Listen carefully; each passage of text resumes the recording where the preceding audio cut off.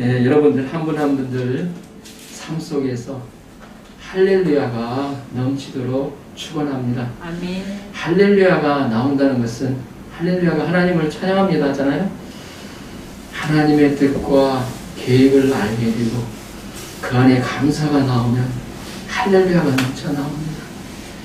그 심오한 그 진리, 그 의미를 깨닫는 고난 속에서도 할렐루야 할 수 있는 놀라운 은혜가 여러분들 안에 임할 수 있도록 축원합니다. 오늘은 하늘의 미리 되신 예수님이라는 제목으로 함께 말씀의 은혜를 나누겠습니다. 날씨가 많이 따뜻해졌죠? 유독 겨울이 이번 겨울이 유독 추웠던 것 같아요. 요즘 좀 따뜻해지니까 좀 살만한 것 같습니다. 여러분들은 어떠십니까? 또 따뜻해졌으니 이제 씨를 뿌리는 계절이 돌아왔습니다. 봄에 씨를 뿌리는 농부들에게 있어서 소망이 무엇일까요? 가을에 열매를 많이 맺어서 되도록 많이 맺는 것입니다. 그래서 농부들에게 있어서 가장 기쁘고 보람된 계절이 가을이잖아요. 수고한 땀의 대가를 받을 수 있기 때문입니다. 셀러리맨들은 어떻습니까? 월급날이 되면 기분 좋아지잖아요.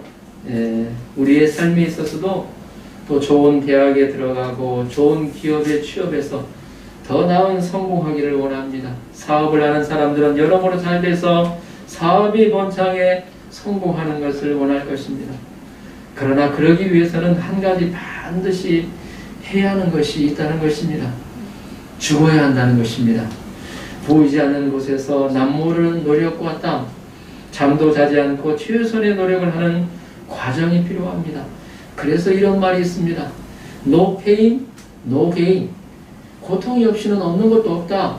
No cross, no crown. 십자가 없는 영광이 없다. 예수님은 오늘 말씀에서 하나님의 미래에 대한 자연의 원리를 예로 들어서 반드시 죽어야만 많은 열매로 다시 살아날 수 있다는 진리를 가르쳐 주십니다. 그리고 예수님도 자신이 죽는 길을 당당히 걸어가십니다. 하늘에 미리 밀처럼 두셔서 인류 구원을 위하여 십자가에 자신의 몸을 내어주시고 온전히 죽으셨습니다. 그 결과로 우리가 죄사함과 구원을 얻을 수 있는 새 생명의 길이 열렸습니다. 오늘 말씀을 통해서 하늘의 미래 진리를 묵상하며 예수님처럼 하늘에 썩는 미랄이 되어서 많은 열매를 맺을 수 있는 축복된 삶이 되시도록 기도합니다. 아멘. 20절에서부터 22절까지를 보십시오.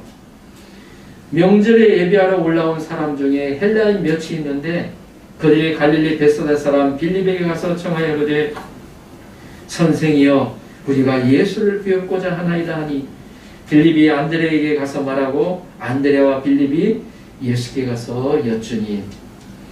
오늘 본문은 유대인의 명절을 배경으로 하고 있습니다. 유대인은 명절이 되면 12살 이상의 남자라면 이스라엘 각지에서 예루살렘으로 예배하러 올라와야만 했습니다. 그것이 습관이었어요. 그래서 명절이 되면 예루살렘은 많은 사람들로 가득했습니다. 이 명절은 바로 유월절입니다. 이스라엘 백성들이 출애굽을 할 때 양피를 문설주에 바르면 그 피를 보고 죽음의 사자가 넘어간다고 해서 유월절입니다. 이 유월절에 예수님이 십자가에 못 박혀서 죽으시게 됩니다. 그러니까 오늘 본문에 나오는 시기는 예수님의 죽음이 얼마 남지 않는 때였습니다. 그런데 유월절에 예배하러 올라온 사람 중에 헬라인 몇 사람이 있다고 성경은 기록하고 있습니다. 그들은 아마도 유대교로 개종한 사람들로서 명절을 지키러 예루살렘에 온 것으로 생각이 됩니다. 이런 그들이 예수님을 배웠고자 제자 중에 한 사람인 빌립에게 가서 부탁을 합니다. 선생이여 우리가 예수님을 뵙고자 합니다. 만날 수 있도록 도와주십시오. 그러자 빌립은 안드레와 이 사실을 상의한 후에 예수님께 나아가 헬라인이 만나기를 청한다고 말씀을 드렸습니다. 그 당시 헬라인들로 말하면 소크라테스, 플라톤, 피타고라스 등 대철학자와 수학자를 배출할 정도로 지적 레벨이 수준이 높은 지혜로운 민족이었습니다. 그들은 우주 만물을 합리적이고 논리적인 방법으로 해석했고 항상 새로운 것들을 알고자 하는 당대의 최고의 지성인들이었습니다. 이처럼 실증적이고 합리적인 헬라인들이 왜 예수님을 찾아왔을까요? 헬라인들은 당대의 최고의 지식을 가지고 능력이 뛰어났지만 이런 그들에게도 풀리지 않는 한계가 있었기 때문입니다. 사람의 죽음 문제만큼은 해결하지 못했습니다. 이것이 인간의 한계가 아닌가 생각이 됩니다. 인류 역사에 있어서 어느 누가 죽음 문제를 해결했습니까? 중국의 진시황은 죽지 않으려고 불로초를 열심히 찾아다녔습니다. 그러나 이런 그도 결국 죽고 말았습니다. 한국의 재벌로 유명한 삼성의 이병철 회장, 또 그의 아들인 이건희 회장도 결국 죽었습니다. 그런데 헬라인들의 한계의 도전과 소망을 주는 한 사건이 일어났습니다. 그것은 예수님께서 바로 죽었던 나사로를 살리신 사건이었습니다. 죽은 지 나흘이 되어서 썩은 냄새가 나는 나사로가 죽음에 어때요? 그 묘지에서 어때요? 통통통 걸어 나오는 놀라운 기적의 사건이 일어났습니다. 그들은 그 소문을 듣고 놀라움과 신기함으로 예수님을 찾아온 것입니다. 그들은 예수님을 통해서 죽음 문제를 해결받을 수 있는 희망을, 소망을 가지게 되었습니다. 예수님은 이들에게 진정한 지혜를 가르쳐 주십니다. 예수님이 가르치시는 진정한 지혜는 바로 죽음입니다. 여러분들도 한 번쯤 들어봤을 만한 한국의 이어령 씨, 얼마 전에 돌아가셨어요. 보면 한국의 최고의 지성인으로 알려져 있습니다. 그는 하나밖에 없는 딸을 통해서 지성의 한계를 느끼게 됩니다. 자기는 지성에서는 그냥 포스트, 1인자로, 석학으로 생각을 했는데 딸이 암으로 죽어가는 것을 보면서 자신은 어떠한 것도 해줄 수 없는 그 한계를 깨닫게 됩니다. 그러나 지혜의 왕 예수님을 그 딸을 통해서 만나고 지혜의 한계를 극복하게 됩니다. 우리는 여기서 헬라인들을 통하여 겸손한 자세를 배울 수가 있습니다. 그들은 자신의 한계를 인정하고 겸손히 예수님을 찾아와 만나 뵙기를 청하였습니다. 여러분은 자신의 해결되지 않는 문제를 누구에게 가지고 갑니까? 돈이 부족하다면 친구라도 찾아가서 빌리든지 하면 됩니다. 그러나 자신의 힘으로 해결해야 하는 문제를 누구에게 가지고 가야 하겠습니까? 바로 예수님입니다. 요한복음 2장에 보면 가나 혼인잔치에 포도주가 떨어지는 사건이 일어났습니다. 이 포도주는 보통 1년 전에 준비해야만 하는 것이었습니다. 요즘 같으면 어때요? 편의점에만 가더라도, 이 콤비니에만 가더라도 살 수 있는데 그 당시에는 어디에 가도 살 수가 없었습니다. 적어도 다 아시는 분들은 3, 4개월의 숙성 기간이 최소한 필요한 포도주를 무슨 수로 하루아침에 만들어낼 수 있습니까? 이때 마리아는 그 문제를 들고 예수님께 들고 나갑니다. 포도주가 없다고 예수님께 아뢰입니다. 이것이 바로 기도라는 것입니다. 예수님은 마리아의 기도를 들으시고 물을 포도주로 변화시키는 놀라운 기적을 행하여 주셨습니다. 그저 평범한 포도주가 아닌 연희장이 맛보고 극찬할 정도로 맛있는 포도주를 만들어 주셨습니다. 성경은 말씀하고 있습니다. 너희가 내게 부르짖으며 내게 와서 기도하면 내가 너희들의 기도를 들을 것이요 너희가 온 마음으로 나를 구하면 나를 찾을 것이요 나를 만나리라. 할렐루야. 예수님은 우리의 문제의 진정한 해결자가 되십니다. 우리가 우리의 문제를 가지고 예수님을 찾아야 합니다. 예수님을 구해야 합니다. 우리가 얻지 못하는 것은 구하지 않기 때문입니다. 예, 조영기 목사님 책에 이런 제목이 있습니다. 예, 고난과 찬스. 예, 고난, 예, 찬스라는 책 제목입니다.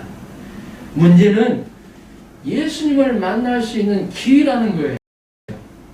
찬스라는 것입니다. 나를 힘들게 하고 고통스럽게 하는 문제가 있습니까? 그 문제의 해결자가 되시는 주님을 믿고 믿음으로 기도하시기를 주님의 이름으로 축원합니다. 아멘. 안드레와 빌립을 통하여 헬라인들이 만나뵙기를 청한다는 이야기를 듣고 예수님은 대뜸 어떤 말씀하십니까? 23절을 보십시오. 23절 같이 한번 읽어볼까요? 23절 시작. 예수께서 대답하여 이르시되 인자가 영광을 얻을 때가 왔도다. 아멘. 여기서 인자는 예수님이 자신을 가리켜 말씀하실 때 자주 쓰시던 용어입니다. 예수님은 찾아오는 헬라인들을 통해 자신이 전한 복음이 이제까지 공생애 동안 자신이 전한 복음이 사람에게로 전해지고 이방인들조차도 변화되는 모습을 보셨습니다. 그리고 예수님은 이제 영광을 얻을 때가 되었다고 제자들에게 당당히 말씀하십니다. 예수님이 영광을 얻을 때는 사람들로부터 인정받고 왕으로 초대받는 그때를 가리키는 것이라고 생각할 수 있습니다. 사실 그때도 그랬잖아요. 호산나 호산나. 예수님은 어때요? 예? 왕으로서 추대하는 어때요? 예루살렘 때 입성하는 그 놀라운 영광스러운 장면을 생각할 수 있습니다. 그러나 그렇지가 않습니다. 예수님이 영광을 얻을 때라고 말씀하신 것은 바로 십자가에 죽으시고 부활하실 때를 가리킵니다. 사람들로부터 인정받는 인기 절정의 때에 예수님은 바로 죽음을 결단하십니다. 예수님은 십자가에 죽으시고 부활하여 그리스도가 되시는 영광을 얻으십니다. 세상의 영광은 시간이 지나면 영광이 바뀌어 욕이 되기가 쉽습니다. 하나님의 영광이 진정한 영광이요 영원한 영광이라는 것에 눈을 떠야 합니다. 예수님은 세계 만민의 그리스도시요 인류 구원을 위해서 십자가에서 죽으셔야 함을 깨닫고 그때가 왔음을 아셨습니다. 또한 부활을 통하여 세계 만민 모두가 복을 얻고 영생에 이를 수 있기를 간절히 바라셨습니다. 그러면 예수님께서는 왜 십자가에서 죽어야 한다고 말씀하셨습니까? 24절을 보십시오. 24절 같이 한번 읽어볼까요? 24절 시작. 내가 진실로 진실로 너희에게 이르노니 한 알의 밀이 땅에 떨어져 죽지 않으면 한 알 그대로 있고 죽으면 많은 열매를 맺느니라. 아멘.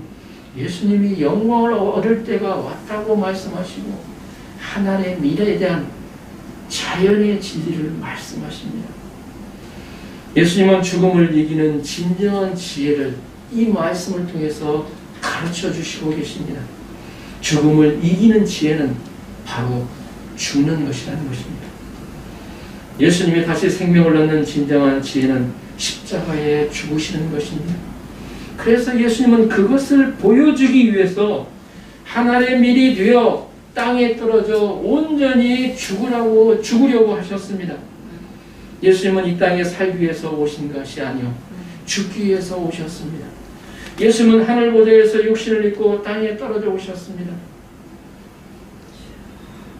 예수님은 밀알 한 알이 온전히 죽을 때, 죽지 않을 때 한 알 그대로 있다고 말씀하셨죠. 그러나 온전히 죽을 때 풍성한 열매를 맺을 수 있다고 말씀하셨습니다. 이 미랄은 여러분도 잘 아시겠지만 네 대유인 배젖과 배아 그리고 껍질로 구성되어 있습니다.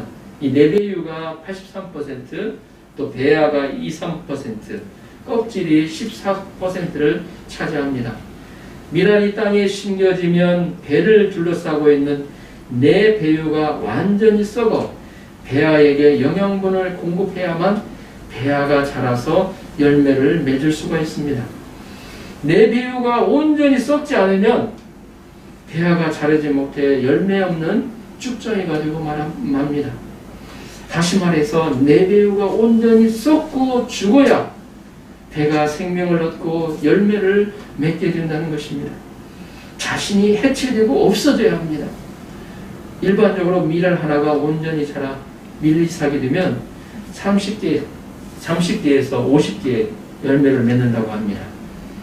미랄 하나에 30배, 50배의 열매를 맺게 되고 그 미랄을 종자씨로 삼으면 5년이 지난 후에는 17,000 가마가 된다고 하니 얼마나 풍성한 열매를 맺는지 알 수가 있습니다. 여기서 배아는 성령님을 의미하고 네 배유는 육신적이고 인간적인 자아를 의미합니다. 때문에 미랄이 땅에 떨어져 죽는다는 예수님의 비유는 인간적인 생각이나 육신적인 것을 죽이고 성령의 소원을 쫓아 행할 때 풍성한 성령 열매를 맺을 수 있다는 것을 말씀하신 것입니다. 또 죽음 후에는 부활하여 사망 권세를 깨고 승리하여 구원을 얻을 수 있다는 것입니다. 미랄의 교훈은 자연 법칙이고 생명의 법칙입니다. 어디에나 다 적용이 돼요. 보면 이 세상에 하나님이 그렇게 만드셨어요. 진리이기에 사람에게도 동일하게 적용이 됩니다. 사람에게는 보존의 본능과 또 번식의 본능이 있습니다. 사람이 보존과 번식을 위해서는 자연의 법칙을 따라서 어떻게 해야 합니까? 죽어야 한다는 것입니다. 예수님도 죽음을 앞두고 민망하셨습니다. 마태복음에 보면 고민하고 슬퍼하사 제자들에게까지 내 마음이 매우 고민하여 죽게 되었다고 고백하셨습니다. 예수님은 이 말씀하시고 죽음의 고통을 느끼셨습니다. 그렇다면 구체적으로 죽는다는 의미가 무엇입니까? 빌립보서 2장 6절에서 8절은 말씀합니다. 사람의 모양으로 나타나사 자기를 낮추시고 죽기까지 복종하셨으니 곧 십자가에 죽으시니라. 자신의 모든 것을 내려놓고 하나님의 말씀과 방향에 절대적으로 복종하는 것입니다. 죽는 것은 마음으로 믿어 순종하는 것입니다. 예수님도 십자가를 지시기 전에 겟세마네에서 피눈물로 기도를 하고 십자가에서 완전히 순종하여 죽으셨습니다. 그러면 완전히 죽어 순종할 때 어떤 축복이 있습니까? 예수님께서는 십자가에서 죽으시고 부활하셔서 승리의 역사를 이루십니다. 죄와 사망으로 인해 죽을 우리들을 구원하시고 천하 만민이 복을 얻는 풍성한 생명 역사를 이루셨습니다. 죽음 후에는 하나님의 영광이 있습니다. 이처럼 우리도 하나님의 말씀과 뜻에 온전히 순종할 때 풍성한 열매를 맺을 수 있습니다. 이쪽으로 마음의 기쁨과 평안이 넘치게 됩니다. 이쪽으로 요셉과 같이 형통하고 승리의 인생을 살 수가 있습니다. 창끝이라는 영화는 선교에 대해서 큰 반향을 일으켰던 세인트 루이스 선교사에 대한 이야기입니다. 50년 전에 그 내용을 보면 장래가 촉망되는 엘리트 5명의 선교사는 남아메리카 에콰도르 아마존 정글 와우다니족에서 와우다니족에게 복음을 전하러 갔습니다. 그러다가 그들의 가는 도중에 복음도 전하지도 않고 가는 도중에 그들의 창에 찔려 순교하게 되었습니다. 그 선교사 중에 세인트 루이스 선교사의 아버지 세인트가 있는데 세인트 루이스는 아버지를 죽인 부족을 예수님의 사랑으로 용서하고 1995년 가족을 데리고 아마존 정글에 들어가 선교사로 들어가서 열심히 복음을 전하였습니다. 그가 5살 때 아버지의 죽음을 접하고 참담했지만 어머니와 고모가 아버지를 죽인 와우다니 부족을 위해서 매일같이 예배를 드리고 눈물로 기도를 하는 모습을 보고 그도 그 믿음의 유산을 이어받아 그들을 위해서 그곳에 찾아가 복음을 전했습니다. 심지어 그의 아들과 손자의 이름을 아버지를 죽인 부족의 이름인 민카이라고 짓고 그들을 위해서 헌신적으로 섬겼습니다. 아버지를 죽인 원수들이지만 자신의 모든 것을 내려놓고 진정한 용서와 십자가의 사랑을 실천하였던 것입니다. 더 놀라운 사실은 젊은 선교사의 순교가 헛되지 않았고 그 죽었던 선교사들의 부인들마저도 그곳에 선교사로 지원한 것이었습니다. 그리고 그들의 헌신과 믿음을 통해서 마침내 아우다니 부족 모두가 예수님을 믿게 되었을 뿐 아니라 선교사들을 죽였던 자는 그 부족의 목사가 되었다고 합니다. 이처럼 5 선교사들의 죽음은 헛되거나 무모하지 않았습니다. 그들이 뿌린 그 선교의 피는 절대 헛되지 않았다는 것입니다. 미국의 엘리트로서 세상 영광을 버리고 예수님을 본받아 온전히 선교를 위해서 죽고자 결단했고 예수님의 십자가의 고난에 순종하여 하나님의 일이 되어서 땅에 떨어져 죽었습니다. 그들의 죽음과 희생은 미끄럼이 되어서 결국 와우다니족 모두가 변화되는 큰 생명의 역사가 일어났고 복음의 불모지에 고귀한 순교자 피의 씨앗이 심겨져 풍성한 열매를 맺게 되었습니다. 선교사들의 남은 부인들도 미움, 슬픔, 죽음, 고통을 십자가에서 온전히 죽였을 때 변화의 열매, 생명의 열매가 풍성히 맺히게 되었습니다. 25절을 보십시오. 25절 같이 한번 읽어볼까요? 25절 시작. 자기 생명을 사랑하는 자는 잃어버릴 것이요 이 세상에서 자기 생명을 미워하는 자는 영생하도록 보존하리라. 아멘. 25절 상반부에 자기 생명을 사랑하는 자의 생명은 헬라어로 푸시케로 욕망이 포함된 육신적인 생명을 의미합니다.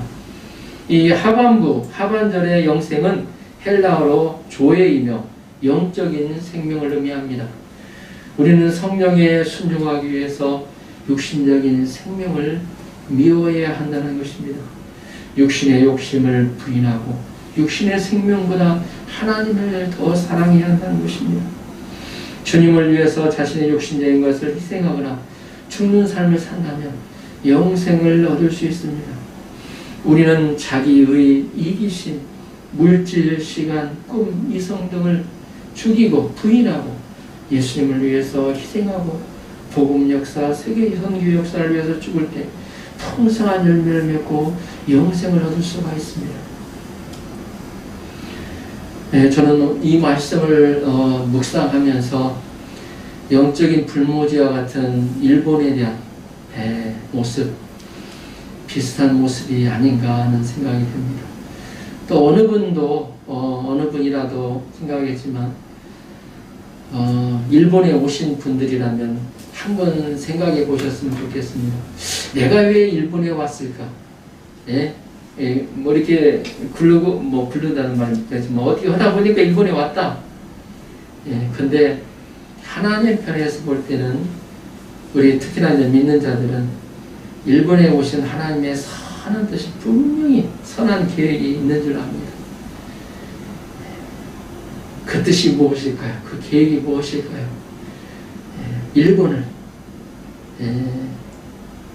사랑하라고, 일본을 어때요? 복음으로 섬기라고.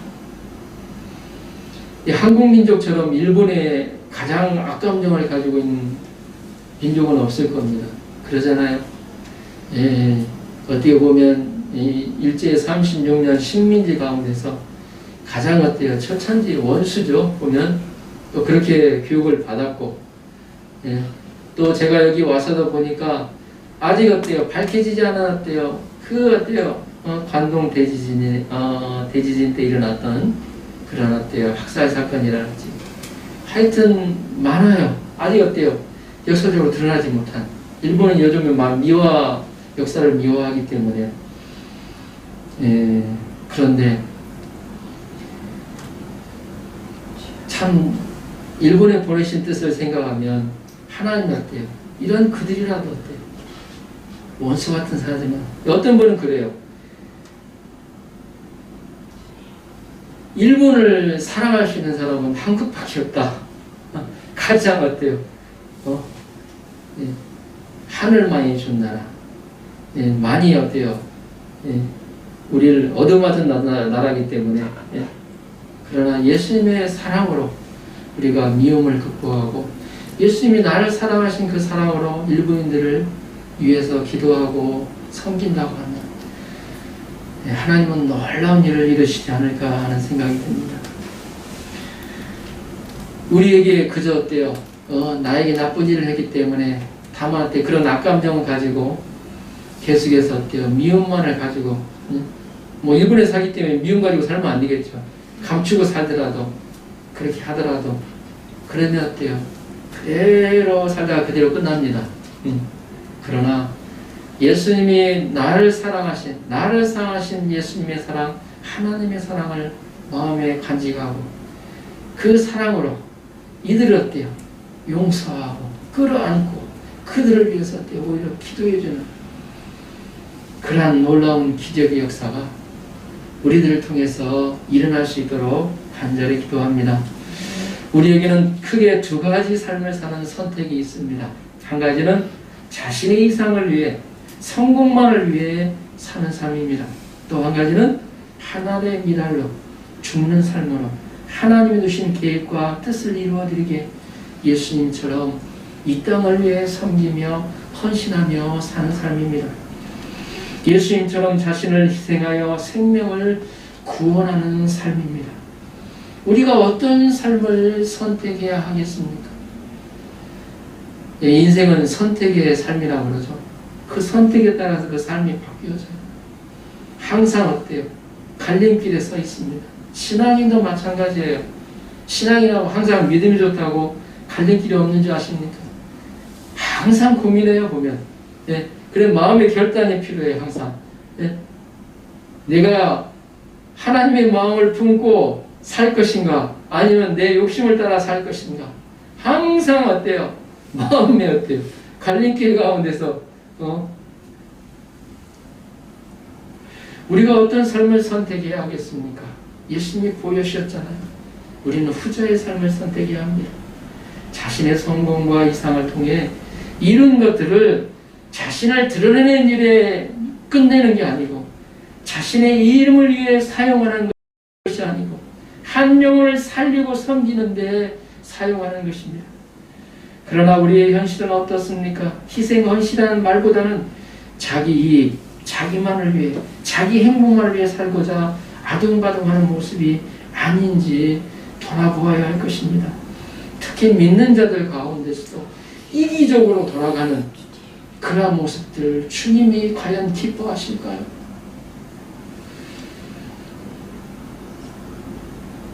돈을 위해서는, 자기 이상을 위해서는 자신의 모든 삶을 아끼지 않고 헌신합니다. 명예의 권력을 위해서 자신의 영혼을 파는 경우도 많습니다. 그러나 이러한 삶들의 결론은 모두 헛된 죽음, 하늘 그대로 끝납니다. 열매가 없다는 것을 기억해야 합니다. 그 결과는 하나님의 심판뿐입니다. 그럼 구체적으로 우리가 어떻게 하면 예수님처럼 하늘의 성령 미리 되어서 풍성한 열매를 맺을 수 있습니까? 그것은 예수님을 섬기고 예수님을 따르는 삶입니다. 26절을 보십시오. 26절 같이 한번 읽어볼까요? 시작. 사람이 나를 섬기려면 나를 따르라. 나 있는 곳에 나를 섬기는 자도 거기 있으리니 사람이 나를 섬기면 내 아버지께서 그를 귀히 여기시리라. 아멘. 예수님을 섬기고 예수님을 따르는 삶입니다. 나를 섬기려면 나를 따르라. 예수님이 그렇게 말씀하셨어요. 생명을 얻는 길은 예수님께서 가신 그 길을 따라가고 그 말씀에 순종하는 삶입니다. 예수님을 따르고자 하는 사람은 예수님의 말씀에 귀 기울입니다. 이 세상의 영화와 이 세상의 어때 성공의 길에 귀 기울이지 않습니다. 예수님이 뭘 원하시는가? 하나님이 뭘 원하시는가? 내 마음에 뭘 원하시는가? 하나님의 계획이 무엇인가에 관심을 가지고 그를 위하여 헌신하며 내가 할 수 있는 길이 무엇인가 찾게 됩니다. 예수님처럼 하늘에 썩는 밀이 되는 삶이 고귀한 인생입니다. 예수님께서는 하나님으로 육신의 몸을 덧입고 이 땅에 오셔서 십자가에서 온전히 복종하셨습니다. 또한 예수님께서는 십자가에서 모진 고난과 조롱 가운데서 피하지 않고 완전히 끝까지 죽으셨습니다. 우리는 이 예수님의 십자가의 죽으심을 본받아야 합니다. 고난 가운데 겸손히 낮아지고 복음을 위해서 헌신하고 섬기는 삶을 살아야 합니다. 또한 자신의 욕심과 정을 십자가에 못 박고 예수님을 섬기고 따를 때 하나님께서 그를 귀히 쓰시고 큰 은혜를 베풀어 주십니다. 그래서 사도 바울은 빌립보서 3장 10절에서 고백하고 있습니다. 내가 그리스도와 그 부활의 권능과 그 고난의 참여함을 알고자 하여 그의 죽으심을 본받아 어찌하든지 예수님의 부활의 권능에 이르기를 원하노라 라고 말합니다. 오늘 말씀을 매듭 짓겠습니다. 오늘은 하나의 미랄의 자연 법칙을 예수님 함께 묵상하였습니다. 예수님은 이 자연의 법칙을 통해 많은 열매를 맺는 길을 소개하고 계십니다. 그것은 죽는 것입니다. 예수님을 섬기고 예수님을 따르는 길입니다. 예수님은 그 법칙처럼 죽음의 길을 당당히 걸어가셨습니다. 우리에게 그 길을 보여주셨어요. 십자가에서 온전히 죽으신 것으로 끝났습니까? 아니죠. 3일 만에 부활하시고 또 40일 만에 하늘에 승천하셨습니다. 하나님의 보좌 우편에 앉으셨어요. 높이셨습니다.